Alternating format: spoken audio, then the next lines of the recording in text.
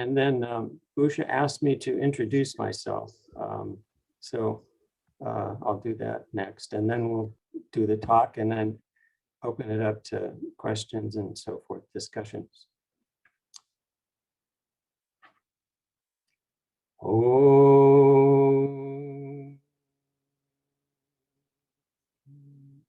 Asato Ma Sadgamaya Tamaso Ma Jyotirgamaya Mrityo Ma Amritam Gamaya Aviravima Ehi Rudrayate Dakshinamukam Tenamam Pahinityam Om Shanti Shanti Shanti.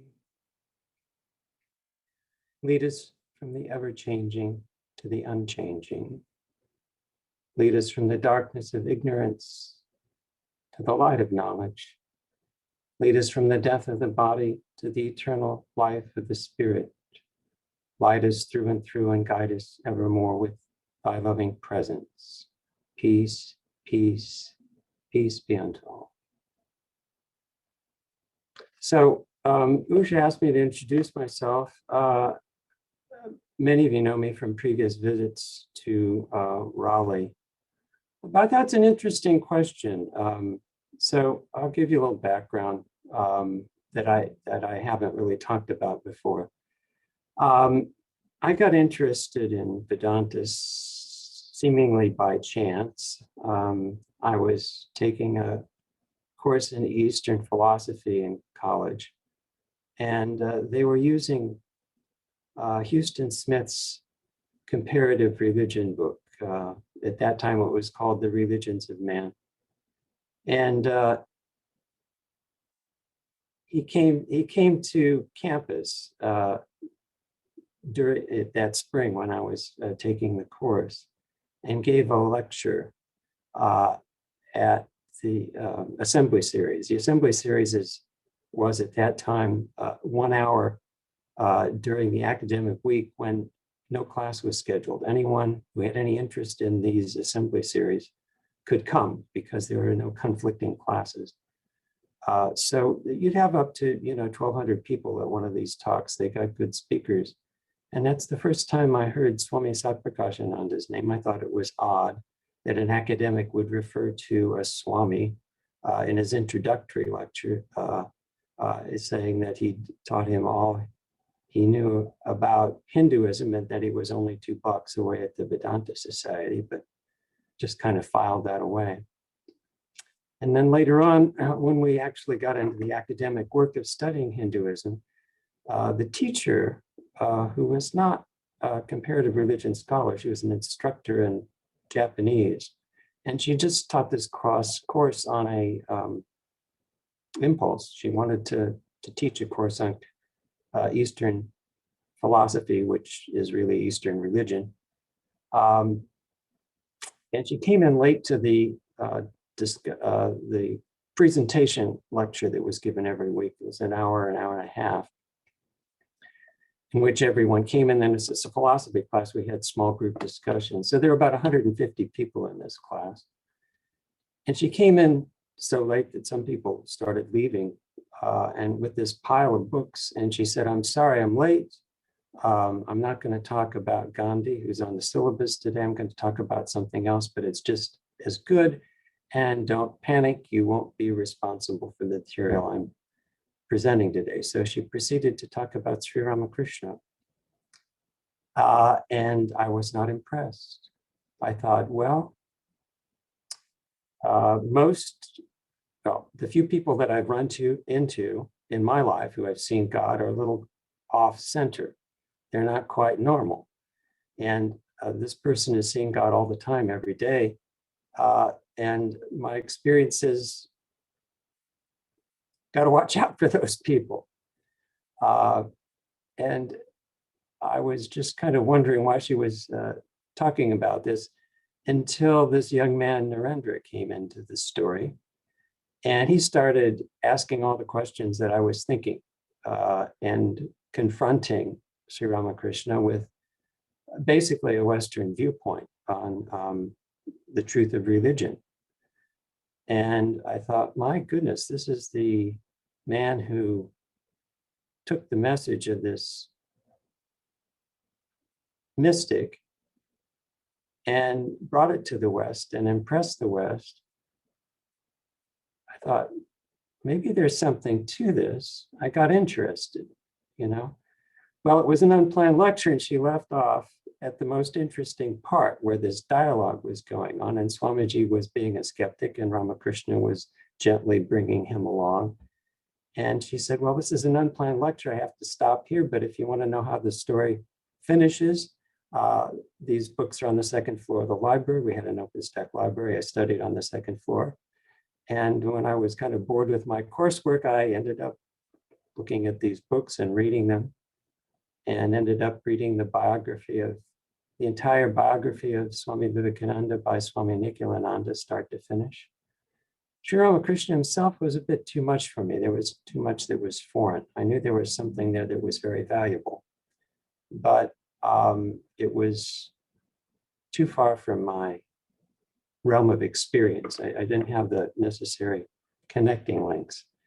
So I kind of put that in abeyance. I said the Gospel of Sri Ramakrishna, seeing and talking to the Divine Mother, telling her the Rasari is very nice, no one else can see the Divine Mother. That seemed a little bit preposterous to me. But at the same time, there were these nuggets that I did understand that were just startling. I said, no, I can't reject this. I just don't understand it. I don't have the background.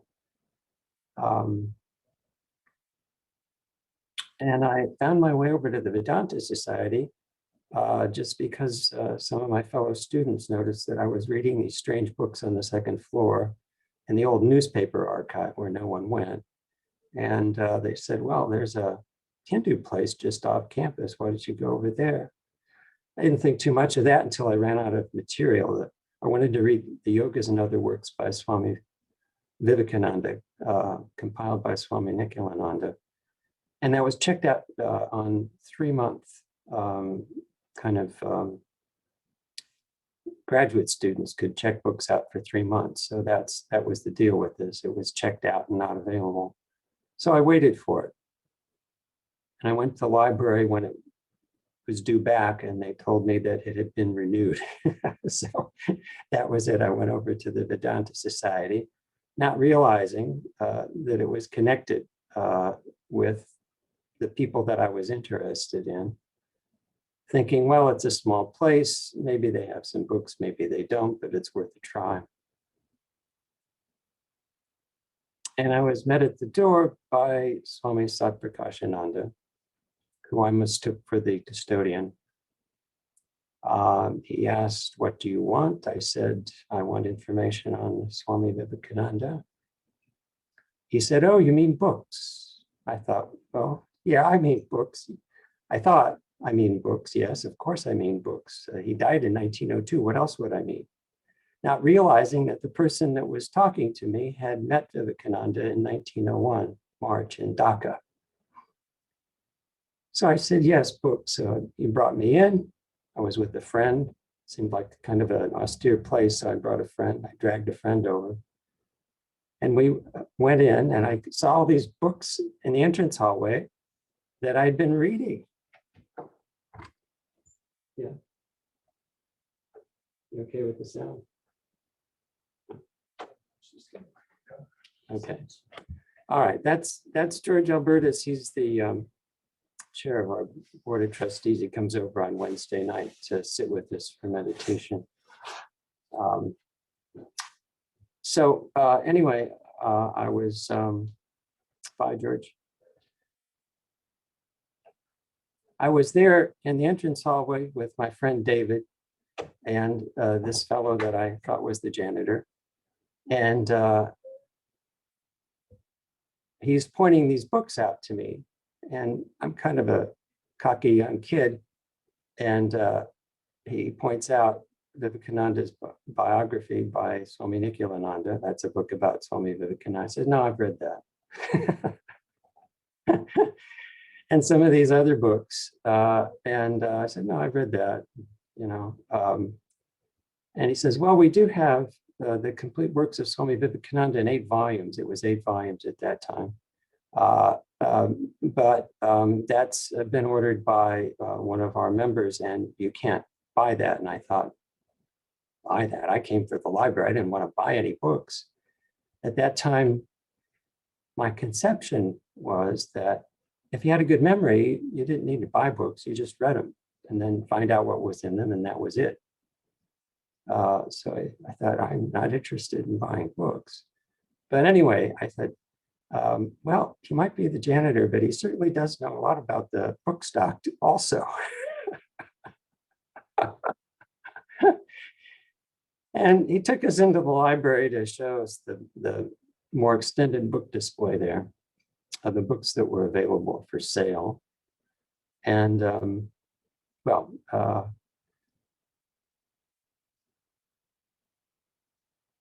gradually I thought, well, this person really knows a lot more than I thought. And once we were in the library, I saw Sri Ramakrishna's picture, a 20 by 24 picture, big picture on the wall, and Swami Vivekananda's meditation pose right next to that, and this other Swami with a turban on the other side of Ramakrishna. And I started telling, I was being a big shot, I started telling my friend David, oh, that's Ramakrishna, man, that's Vivekananda, because he'd heard about them, but he'd never seen him. He hadn't read the books, it wasn't on the syllabus. And just ignoring this man who was taking his time to look after us. And he had a limp, you know, he didn't walk well. And I could see it was a struggle for him to walk. He was an older man. At that time, he was 82, I think. He's standing there, and I'm kind of expounding to David who these people are. And I didn't know who the person on the other side of Ramakrishna was. Sri Ramakrishna, I called him Ramakrishna. So I asked this man, I said, who's that next to Sri Ramakrishna? Well, up to this point, he'd understood everything I had said. He said, oh, that's Swami Vivekananda. I said, oh, no, I mean on the other side of Sri Ramakrishna. And there was this pause. And then he said, that is Swami Brahmananda.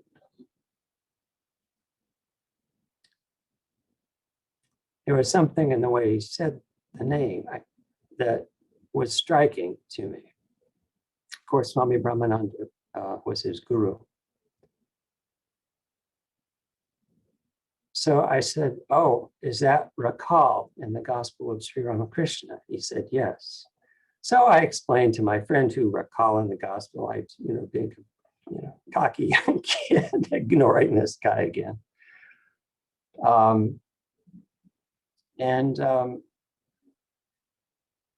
It kind of went on like that. And eventually I decided that in addition to knowing a lot about the books, this man who was taking care of us seemed to have an iron will in a very quiet way. And that I really wasn't going to be able to leave there politely unless I did buy some books. So I picked out this cheapest pamphlet I could find on Swami Vivekananda called Thoughts of Power. And it was on the table, and I was going to buy it. And we were sitting around the library table at that time. And this gentleman was across from us. And he had his hand just kind of out on the table in a relaxed way, but it was near this little booklet. And I thought, oh, he wants the money. So I dug into my pocket for the quarter. I kind of reluctantly put my hand down into the deep recesses of my pocket to dig out this quarter for him so that he could get his money. And as he saw that quarter come towards his hand, something was triggered. There was this gesture, which I can't imitate, but it was this kind of, I was going to put it in his hand, and it was like, no, the hand was saying, put on the table. And it was a gesture of such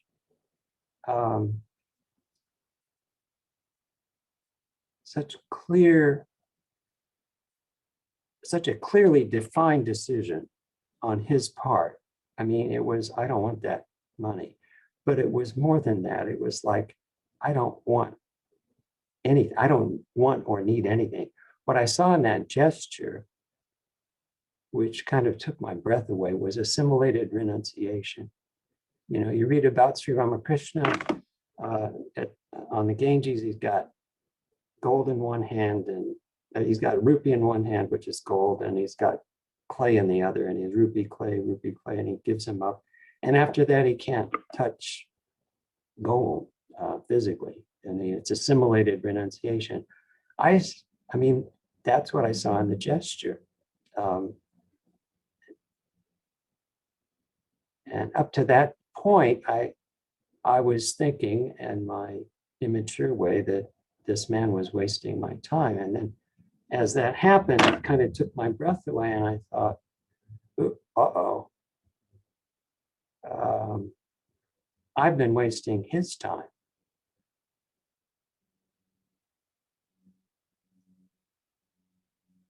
Suddenly, the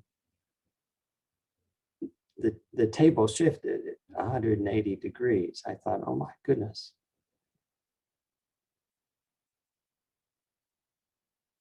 I still didn't suspect that he was the Swami, or that there was a Swami there. Why would he be, you know, in the middle of the Midwest, in a place where there wasn't much cultivated interest in Eastern philosophy? It didn't occur to me that he was the Swami. But I saw something there that I'd read about, but I'd never seen. And it affected me in a kind of visceral way. And my friend had had enough of this. And as we got up, he just shot for the door. I mean, it was like wild horses couldn't keep him there anymore. But I'm thinking, as we're back in the entrance hallway, wow, he took a lot of time for us, and I have to thank him. So he's kind of leaning on the book display because, as I said, he had some mobility impairment. And as I'm leaving, hoping that David was still around, he hadn't shot down the street, I said, thank you. And again, the communication had been pretty clear, and he should have heard that, but instead of saying, you're welcome, he looked at me and he says, huh? I thought, well, he's an old man. He's probably a little hard of hearing. So I said, thank you, a little louder. And he looked at me and he said, huh? A little louder. I thought, well, this isn't working. So I thought, well, okay, let's switch gears. I slowed down. I spoke very, very loudly, very distinctly. I very much appreciate your help. And he knew it got it right away because he didn't say, huh. What he said was interesting. He said, are you nearby? I said, well, I live in the Washington University dorms on Wydown. And again, he says, are you nearby? Well, by this time, I'm ready to leave. I said, I live in the WashU dorms, 6515 Wydown Boulevard. And I'm out the door. And I see that David is still there. He's pacing back and forth on the front sidewalk in front of the center. And I'm now in the position where I was when I first came, on the porch. And I could hear him following me in his uneven gait. And he's in the position that he was when he first saw me. He's got the outer entrance door partly open. And he's looking at me, and I'm looking at him. And he says for the third time, are you nearby? And I had I had this internal shift, something inside realized he wasn't asking where I live. And what came out of my mouth was, I'm very close. And I knew that was acceptable because he didn't keep asking me. He said, come again. By this time, I knew him well enough to know that I would not be able to leave politely unless I said, yes, I'll come again. So I did. And that was our first meeting. So, and I came back a couple of times to use the library unsuccessfully and talked to the lady that was kind of looked after the place. And she told me there was a Swami there, and I assumed that it was this man. But I didn't know it until I came to the first talk of the season in September. This was months later. And it's a Sunday talk, and I realized that he wasn't just talking about these spiritual truths, they were part of his experience. And really, that was the game changer. Otherwise, it would have just been something interesting. But meeting someone for whom these truths were life itself, who demonstrated the truths, who understood them, who had assimilated them. And I could see he had something that I really found quite extraordinary. And slowly,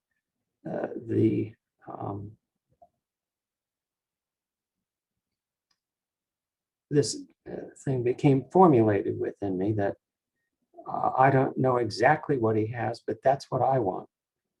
And then, how am I going to get that? And took about 10 years. He'd already passed away.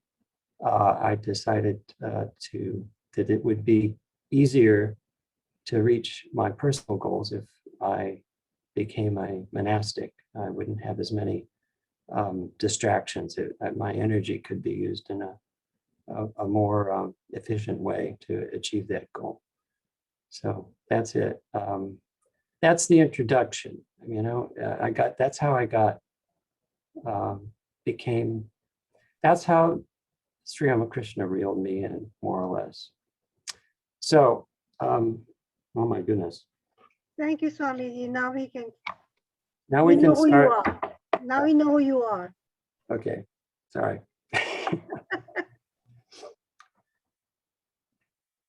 So the topic today is self-denial and self-manifestation. Now, there is an apparent contradiction in the title. How can we have self-development, self-manifestation when the self is denied, restrained, ignored, or rejected? Self-denial and self-manifestation actually refer to two selves. Self-denial refers to the apparent self. Self-manifestation refers to the higher self. Now, are there two selves or one self? Actually, just one self with many disguises. The one sun appears differently at different times. At dawn and sunset, the sun appears larger and less bright than during the day. The same sun appears brighter or dimmer during the day, according to cloud cover and atmospheric conditions.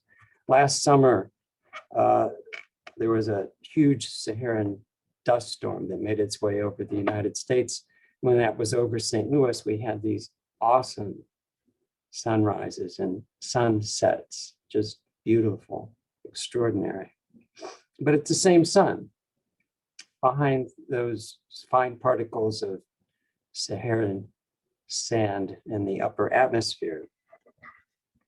The same sun, 93 million miles away, appearing indifferently according to different terrestrial conditions. But the disguise of the apparent self with respect to the higher self is a different type of disguise.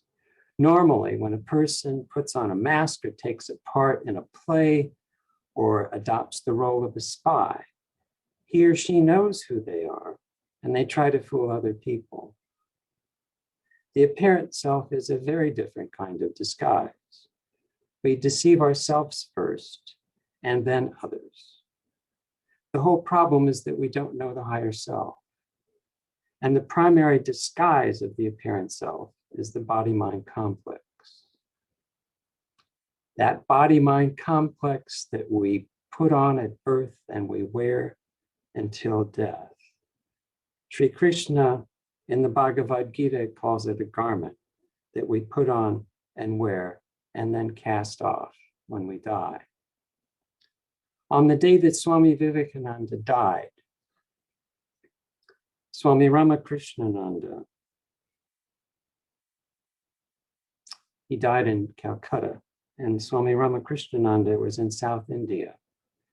And he appeared to Swami Ramakrishna and said, "Sashi, I cast off the body." Actually, it was more graphic. He said, "Sashi, I spat out the body." For the world teachers like Sri Krishna and Swami Vivekananda, it's plain as day. When they say I, if they say I, they're not referring to the body. What it is that they are referring to is not so clear to the rest of us, but they are not identified with the body-mind complex. For most of us, on the other hand, it's plain as day that we are the ever-changing body-mind complex. How do we deceive ourselves with this primary disguise? We are not actually the body or the mind or their aggregate. We are actually the knower of the body, the knower of the mind, and the knower of the external world. And we are distinct from what is known. The unchanging observer, the knower, is changeless. Change signifies a frame of reference that is at rest, that is unchanging, that can be referred to and measure the change. Change is measured against something that is not changing. That unchanging observer is the real person. But we don't experience that unchanging observer, the Atman, the knower, as it is. The knower is always mixed up with the process of knowledge. The knower, the process of knowledge, and the object of knowledge are experienced as a dynamic process. We can infer the existence of the unchanging observer from our relative experience. What maintains our identity through all the changes of the body and mind that take place between birth and death? Why do we feel that we're the same entity that was a little child, and then a young adult, and then an older person? What connects the dots of all these changes? We can infer the existence of something stable, but we don't know it. The ordinary person, and by ordinary person, I mean men and women who are not illumined. The ordinary person doesn't separate the knower from the process of knowledge. And for the regular person, the objects of knowledge are much more real than the knower. The light of consciousness shines on the objects of knowledge, and that's what seems to be real. And since the body and mind are with us in the waking state from cradle to grave, the body and mind becomes the most real thing, because that's what the conscious principle is most often shining upon. The body and mind is our primary disguise. So to recap, the apparent self of self-denial, it is the apparent self of self-denial that must be restrained and controlled. And it is the higher self, the knower, that is to be manifested. Now, the unchanging observer is linked to the body-mind complex through a mode of the mind called egoism. And through egoism finds expression in the body and mind. The I of egoism is identified with the body and its conditions through all those changes that happen in life. I'm young or old, tall or short, handsome or ugly, healthy or ill, strong or weak, and all these are in flux all the time. The ego is constantly changing. This I of the ego is also identified with the conditions of the mind. I'm happy or not happy, angry or calm, jealous or not. I know or I do not know. Now, the ego being identified with the changes of the mind and body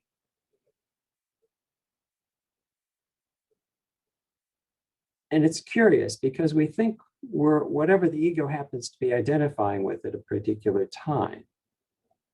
And we get upset when things happen with that ego identification. But trying to catch hold of the ego and say, well, what is it really?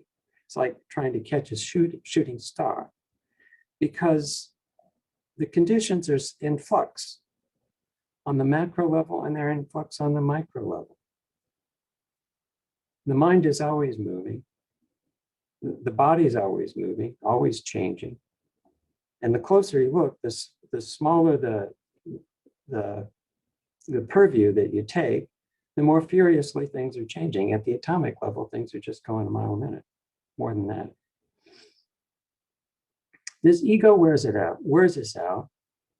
And the only time we ordinarily get rest from the yoke of the ego is in deep, dreamless sleep, when we throw off the ego and rest in our own nature, though unconsciously.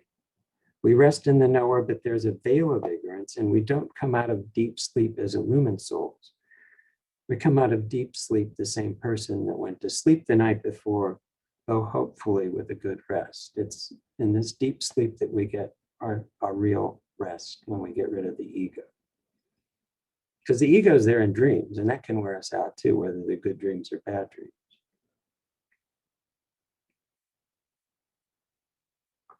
So the unchanging observer is linked to the body-mind complex through egoism. And the mind in general, I mean the whole mind, is intermediary between the body and that unchanging observer. When the mind turns upward to the unchanging observer, the real self, we get more knowledge, more joy, more and deeper understanding. When the mind turns to the body, we get more selfishness. Selfishness and sense attachment get a hold of us. The body becomes a reality. And it is by restraining these desires that are born of our identity with the body and senses that we make progress as human beings, secular and sacred. This is really the story of the two birds in the tree in the Svetasvatara Upanishad. The lower bird is the mind, and when it looks down at the fruits of the tree and eats the sweet and bitter fruits and experiences the duality of life, smiles and tears, hopes and fears, loves and hates, it's experiencing the dual play and the restlessness and the instability of ordinary life. And when it looks up at the higher self, it gets a glimpse of that and it goes up a bit. It goes up a bit on a higher branch and it loses some of that attachment. So this is the play of spiritual life in a very nice, very deeply meaningful illustration. So the most basic aspects of human life are not possible without some self-restraint, without some self-denial, without some self-discipline. We can't even have physical health without it. As the French say, we dig our graves with our teeth. Interesting comment. In the short term, if we overeat at a meal, it may make us uncomfortable, or we may get sick. It can affect our digestion and our ability to assimilate that particular meal.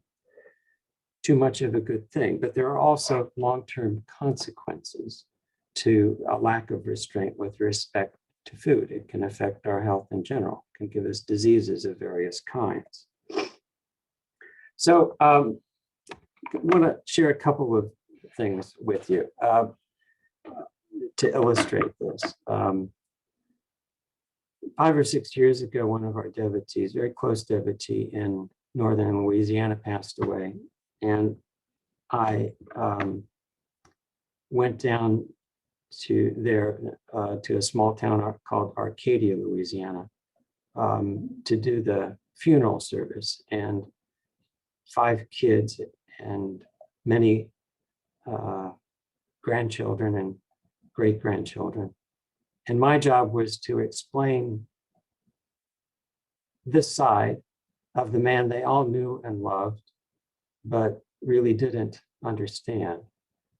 So the couple of days that I was down there, I ate my meals with his 2 daughters, and the elder one, Lauren, cooked. And I was really enjoying the food. I mean, it was Southern cooking. They had cornbread for every meal. I mean, and fresh cornbread. You know, you put it in a cast iron skillet, you put it in the oven, you take it out of the oven, turn the cast iron skillet over, it plops out, you slather it with butter, and you eat it while it's still piping hot. I never had such good cornbread, and on with the rest of the food. I didn't say anything, but I was enjoying this. This went on for a while, and Lauren brought it up. She said, you probably noticed we eat the way our grandparents ate. You might wonder why we do that. My sister and I, both families ate their meals together.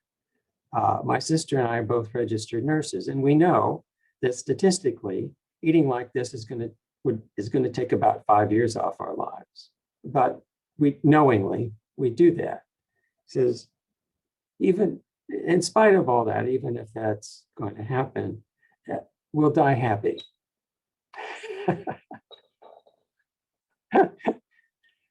So what she's articulated in a very clear way is a priority. I'm not going to deny it's worth what might be 5 years of my life to enjoy my meals, every meal. And I'll have that butter, and I'll put it in the cornbread when I cook it, and I'll slather it on the cornbread when I take it out of the oven. But I'm going to have that joy. And it's worth the trade-off, you see? So she's made that choice knowingly. But if she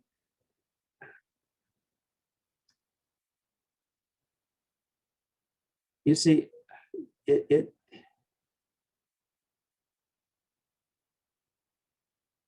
it's a matter of how we prioritize things. We share this love of food with all the animal kingdom, but it only tastes good from the lips to the back of the palate. After that, it's gone. You see. And in order to maintain our health, in order to meet our goals, whether they're secular or spiritual, we need to reverse engineer what we do so that we can maintain our health. Without our health, we can't achieve our goals.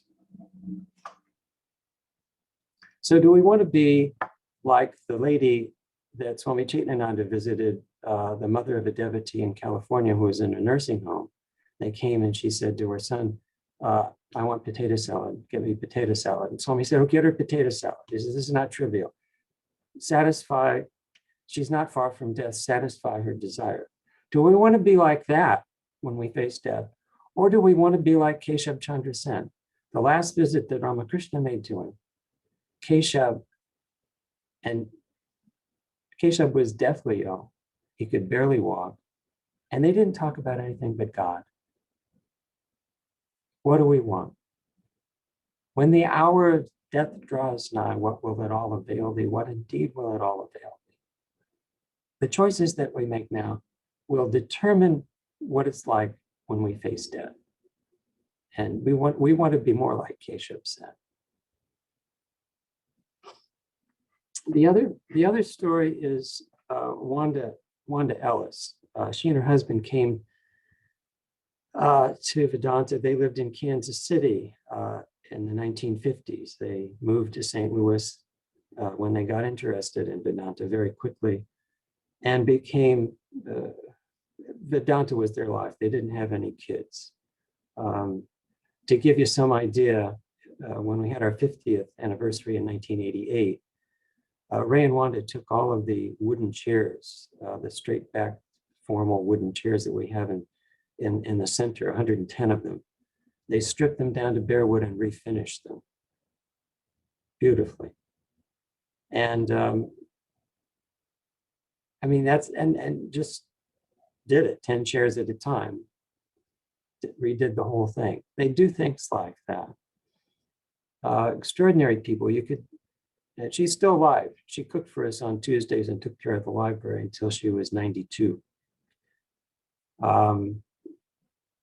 But you could set your watch by Wanda. You know, she took something up, you know, whether it was getting the supplies for the festivals, and you didn't have to think about it.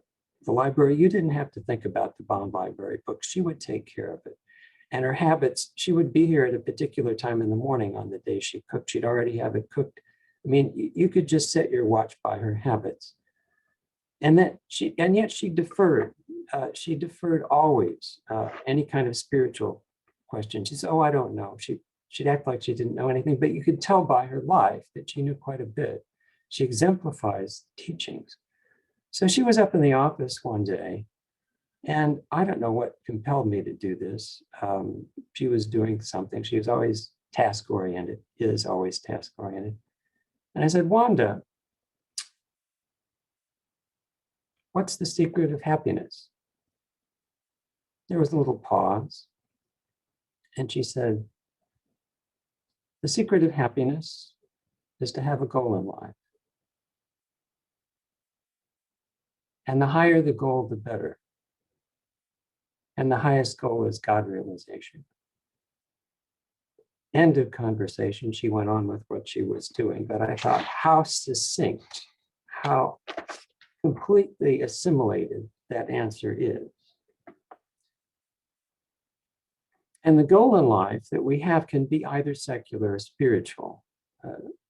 You know, it's going to be one or the other or both. It's both when we first start out on the spiritual path. Having a goal in life integrates the ego and puts relative priority on the various facets of life. How important is it in relation to my primary goal? If you want to be a professional athlete, for instance, there are many aspects related to health that have to be regulated, starting with the type, quality, and regularity of food intake. And there's a mental aspect to athletic training as well. At the highest level, the mind has to be kept in good shape. If our goal is spiritual, we need a healthy body to sustain spiritual discipline. The health of the body and mind is a means to the ultimate goal of realizing God. Food has to be evaluated not just for its nutrition and quantity, but for its effect on the mind. Certain foods agitate the mind while others calm it. The whole process of food intake can be reverse engineered from the ultimate goal. So this is just one example, but it applies to every aspect of human life. It's self-restraint, self-denial, in order to get us to this human goal that we have, whatever it is.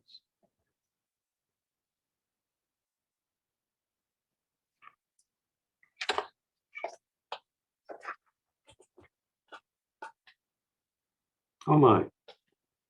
So I'll just, I don't have a lot of time. Let me, we won't get through the whole talk. I don't want to take more than an hour. Let's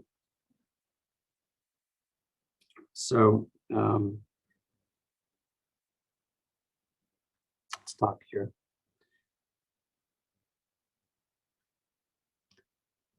Let's shift gears and say, where is the superiority of human beings with respect to the rest of the life on this earth?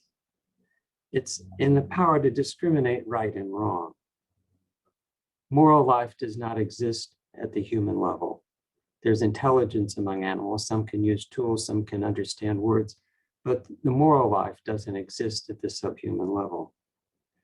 In human life, we have reasoning power, and it is the great privilege of human life to exercise this. It's also a great deal of work. There's a great deal of responsibility that's involved.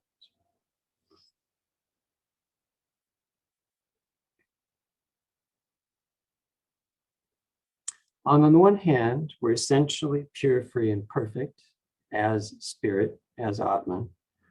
On the other hand, the psychophysical constitution, particularly the mind, has passed some scars. In Christianity, it's called sin, which are not pure, perfect, and free. So how do we deal with this?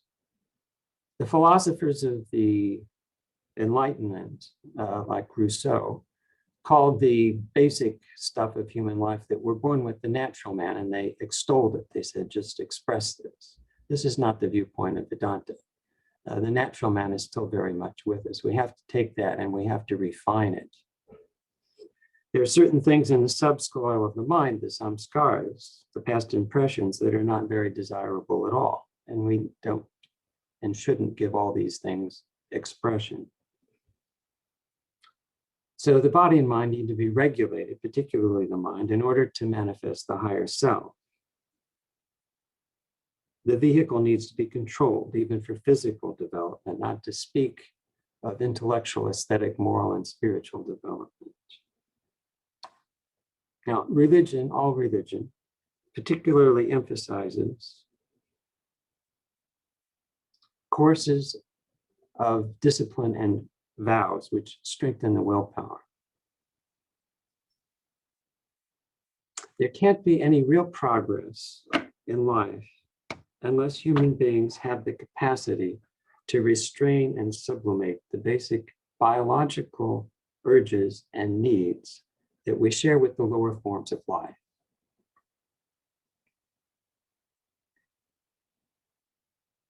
This basic energy that we share with all life becomes transformed through restraint and sublimation into the human activities.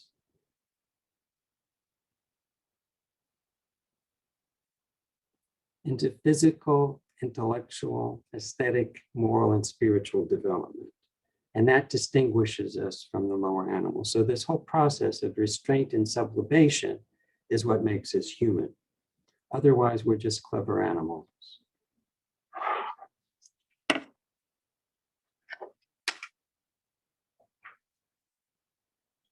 And how does it work?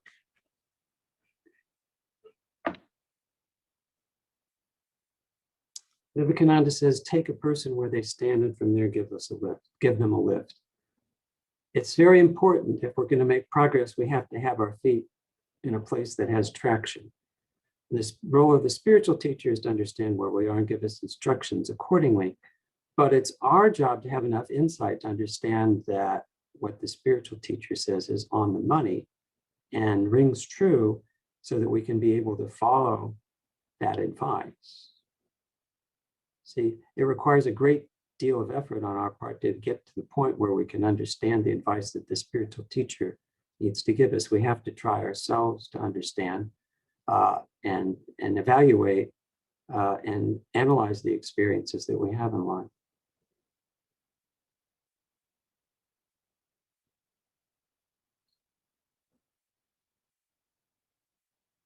So no matter where we stand, we can make progress as long as we start where we stand. And there are three basic levels. One is the kind of basic selfish level that we all have access to. It's, I'm going to satisfy my desires, regardless of how it affects other people. You scratch my hand, I'll break your arm. There's a vindictiveness there. And the instruction to that person is, okay, don't hurt others. Don't be vindictive. Satisfy your own desires without hurting people. Do this much. Gradually, a person at that level can develop to the point where they can satisfy their own desires and begin to help people a little bit, even if it's only as part of their program for satisfying their desires. That's called enlightened self-interest. You scratch my back, I'll scratch yours. Do unto others so that they can do unto you. It's a trading aspect. This is the human level. The other one is kind of the demon level. This is the human level. It's a trading level. We trade things. We go along to get along. But the primary motivation is self-interest in satisfying our own needs. So we try to help others without sacrificing our own interest. It's called enlightened self-interest, but it's really enlightened selfishness. But you've gone from the stage of hurting to helping, you see. And the next stage, as we go along, there is part of us that develops, that we expand. A person develops the insight to know that virtue is a value in itself, because selflessness, virtue, expands us. By virtue, I'm talking about dharma, cultivating fellow feeling towards our fellow being and overcoming anti-feeling. And in this process, external resources do not help us as much as internal resources. Through this process, we become rich in internal resources. And we stand on that rock of those internal resources, and we can maintain our balance in spite of external circumstances which are adverse.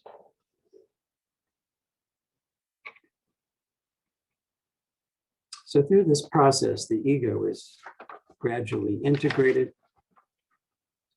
and we move into this area where we expand into unselfishness, where we feel our kinship with other beings. And it even can move into all-embracing loves. As Krishna says, seeing all beings in himself and himself in all beings. The sense of otherness in this case disappears. Fear comes from that sense of otherness. And when the sense of otherness leaves, when the one self expands and enfolds all, and there's love and love alone. This is spiritual realization. So from this self-expansion, this self-manifestation, there is a real manifestation of power, a real manifestation of joy, a real manifestation of freedom, a real manifestation of knowledge. The more we confine ourselves within the shell of egoism, the more our power is restricted, our joy is restrained, and our freedom is circumscribed. It's by sacrificing the ego and all that is concerned with this ego that a person attains real self-fulfillment, self-development, self-manifestation through self-denial.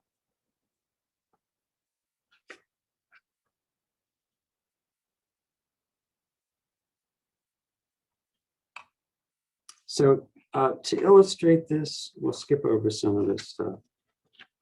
We'll go to the section of the Katha Upanishad that talks about the chariot analogy. What is the cause of our failure when we don't control the senses or the mind? It's because we identify with the senses and the mind. We forget that we're the knower and the master of the senses and mind. So this is Katha Upanishad, part 2, chapter 2, verse 3. Know the self, with a capital S, the Atman, to be the master of the chariot. The chariot is the body, the buddhi, the cognitive aspect of the mind is the driver, the charioteer, and the mind is the reins. This self, this Atman, means the higher self. You see, we've talked about it. Each person, each and every human being is a master player. The word person in Latin means masked player, persona. We play many roles.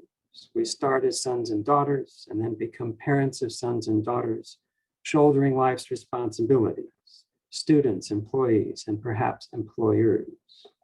We're constantly playing different roles, masked players. That's the origin of the word person. And each time we play a role, we identify with that role. I'm a man and a man only. I'm a woman and a woman only. I'm a husband and a husband only. I'm a cop or whatever. We identify with our employment. Yet we're distinct always from these roles. These masks that we put on, these disguises under which we work, delude others, and these masks keep us in delusion as well. We need to know our distinction from all these roles and masks. So the first part of this verse says, know this self to be the master of this chariot. The body-mind complex is the vehicle, and not just a prison house. That's why the Upanishad refers to the body as the chariot. If this were more modern, it would probably refer to the body as the automobile. And the danger here, from what I can see, is that there's a lot of effort and money being spent to get rid of the driver, to get rid of the charioteer. I don't think that's a good idea. Know the Atman to be the master of the chariot. The body is the chariot. This Atman is the master, and the master can afford to have a chauffeur. The driver, the charioteer, the person in charge of driving this body around by proxy for the master, is the cognitive mind. And what is the cognitive mind? The buddhi, the cognitive mind, has the power of understanding and decision, as opposed to the deliberative aspect of mind, manas, that weighs the pros and cons of things. You can go on weighing the pros and cons indefinitely, forever. The determinative aspect of mind decides. It is that aha moment, that eureka moment. Yes, that's it. Clear determination, not wishy-washy determination. Clear determination has the ability to bring will and emotion into line and implement the decision that's made by the buddhi and guide this vehicle of the body and mind on the road of life. Now, the reins refer to the other aspects of the mind, the will and the emotional mind, which are guided by the buddhi. When the buddhi is firm, the will power and the emotion implement the decision, and they can restrain the horses and guide us successfully on the road of life.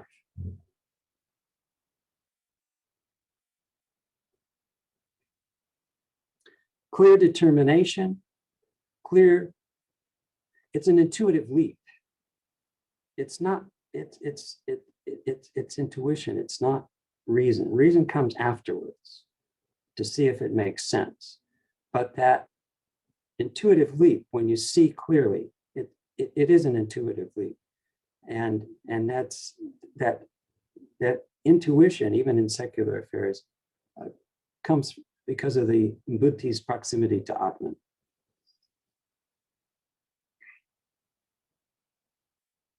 The buddhi is the chauffeur, the driver of the chariot, and above the chauffeur is the Atman, the conscious principle, the real master. So let's read these verses entirely.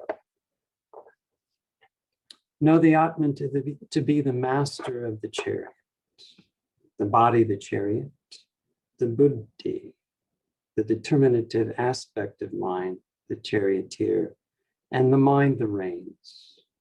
The senses, they say, are the horses, and the sensible universe is the road traversed by the chariot of the body. If the buddhi, being related to a mind that is distracted, loses its discrimination, then the senses become uncontrolled, like the vicious horses of a charioteer. and you can go off the road. You can have an accident. If the buddhi being related to a distracted mind loses its discrimination and therefore remains impure, then the embodied soul does not attain the goal, but enters again into the round of birth and death.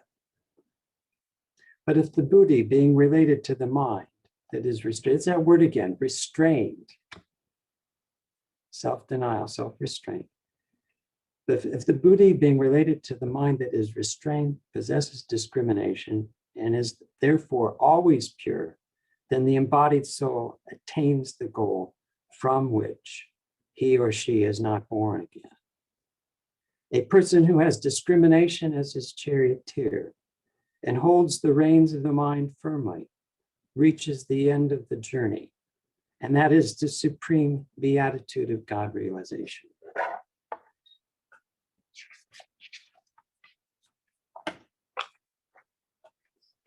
Self-denial is enjoined by all religions.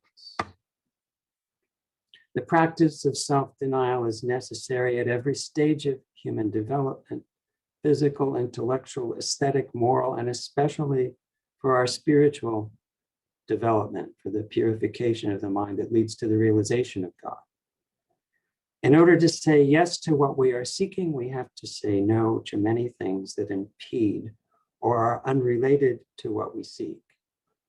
Self-development or self-manifestation and self-denial go hand in hand in every aspect of life, and especially in the pursuit of spiritual development and God realization. Om Purnamada Purnamidam Purnat Purnamudachyate Purnasya Purnamadaya Purnameva Vashishyate. Om Shanti Shanti Shanti. This ever-changing, interdependent universe of things and beings is infinite. That unchanging, self-existent spiritual reality is infinite.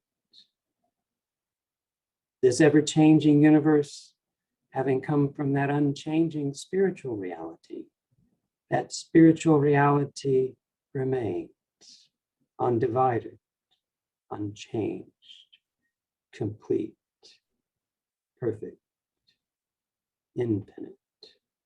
Peace, peace, peace be unto all. Thank you, Swamiji. Oh, you're welcome. Very good. So your introduction was very Touchy. inspiring. Yeah, but you know, everybody doesn't have that experience anyway. But it was nice to know. So this is why I don't want to introduce any Swami myself, because it won't do injustice. We want people to hear those good stories. So thank you so much. Anybody has any question? I don't know. Swamiji blessed us. Everybody can have that experience as you had. Blessed us. We need that. Yeah, it's true. It's absolutely true. That's the good news. That's the good news. Thank you. Thank you. Is Mata Shraddha Parna also at the same time that you were there, or started, or she did earlier, later? Swami Mata Shraddha Parna. Pravajika Shuddhatma Prana? No, Shuddhatma Parna, yeah. Originally manner now. Yeah. I started coming 50 years ago in 1971. I see. She, I think, started coming in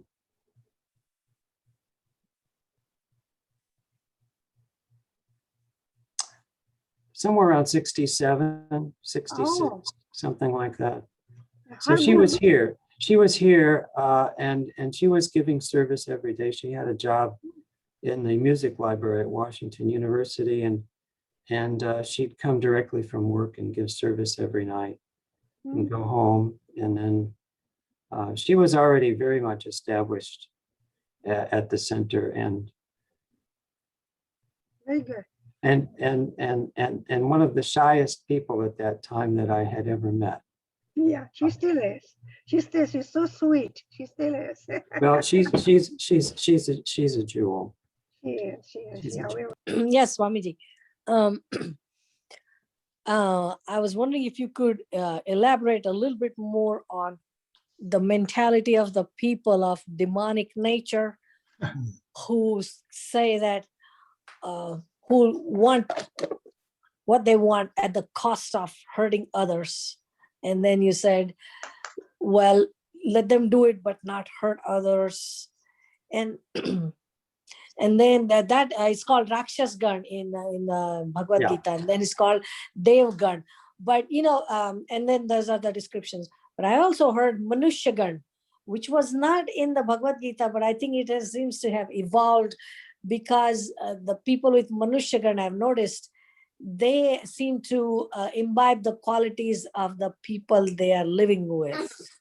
Manushya Gan and Devta. Could you explain, please, that? Well, that aspect lives in us somewhere until we realize God. It's there.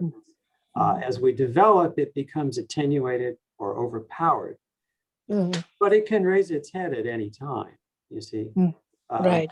There's no real safe place on the spiritual journey. You can't say, oh, I've come this far and now these things won't bother me. Until you actually burn the seeds of your past samskaras through God realization, those things always have the potential to pop up. And you see that all the time in people that are very distinguished and great. They'll just slip and fall on their faces. So, while we're climbing the stairway to heaven, we can rest on the landing, but there's no real safe place, you see, is they can be us. We have to realize that if that kind of anger, if our desires are thwarted, if the anger flares up, it makes us mad. We forget the lessons of experience, and we can do these kind of vindictive things. So it's important to remember when we have the urge to be vindictive, not to restrain ourselves. And this is the story of in the Brihadaranyaka Upanishad, the Prajapati and the three representatives of human being coming to him and getting the same advice. And each interprets it in their own way. He said, da. And for the demoniacal people of demoniacal nature, they interpret it as be kind. Well, what it really means is don't bite someone's head off just because they say something that's unkind to you. It's don't be vindictive, don't overreact. And being kind means just be a little bit more restrained in your activities with other people. And we can't really have peace of mind when these things run riot in us. When I remember years ago, before I joined, I was living here and had a job working with juvenile delinquent, emotionally disturbed teenagers who were pre-selected for the severity of their problems. And we had one kid with us who was on experimental release from the State Juvenile Detention Center in Boonville. And you'd swear, being around him, that he had no conscience. Big, strong, mean kid.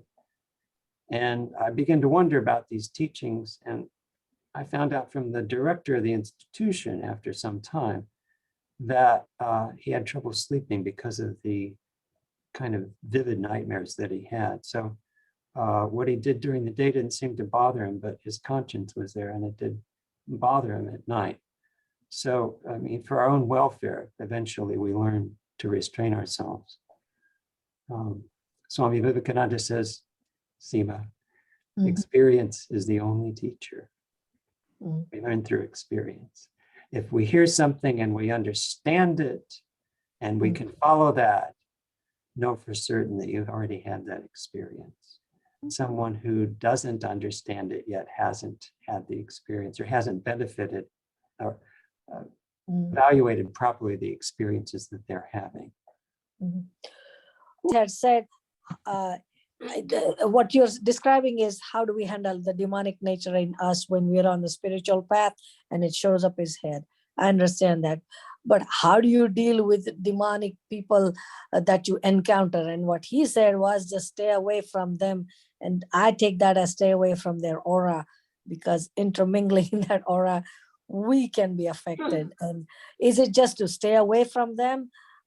Because you can't go and help them unless they want it. You'll be all crushed to death.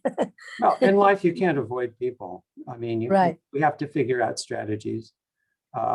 And indifference toward the wicked is what Patanjali says. Right. Indifference toward the wicked. Yeah. We're not in a position where we can, Sri Ramakrishna was quite remarkable. What was his name? The Gunda that Yogan Ma's relatives sent to beat up Sri Ramakrishna. What was his name? It was a friend of Swami Vivekananda. The name's escaping me right now. Anyway, he showed up on time at the proper place to do his job, and Sri Ramakrishna saw him and he went up to him. He touched his chest and he says, "Kego, how are you?" And changed his life. I mean, he absolutely changed his life. He awakened his spiritual nature, and we can't do that.